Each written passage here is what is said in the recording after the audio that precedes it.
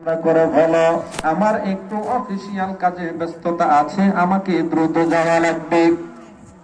এইবার মাওলানা সাহেব চলে গেল তার অফিসিয়াল কাজে যাইয়া। তিনি দেখতে পেল তার পকেটের উপরের পকেটে একটা গুরুত্বপূর্ণ কাগজ ছিল, আইডি কার্ড ছিল। এই আইডি কার্ডটা কোথায় যেন হারাইয়া গেছে, কোথাও খুঁজে পায় না। হঠাৎ করে মনে মনে মনস্থ পেল, মনে পড়ে গেল ওই যে মুরব্বী লোকটাকে কবরের ভিতরে নামানোর জন্য সে নিজে কবরে নেমেছিল, ওখানে একটু উকি ঝুঁকি হয়েছে, একটু নাড়াচাড়া হয়েছে, একটু উঁচু নিচু হয়েছে, হয়তো বা তার উপরের পকেট থেকে আইডি কার্ডটা ওই কবরের ভিতরে পড়ে গেছে। এই চিন্তা ভাবনা করিয়া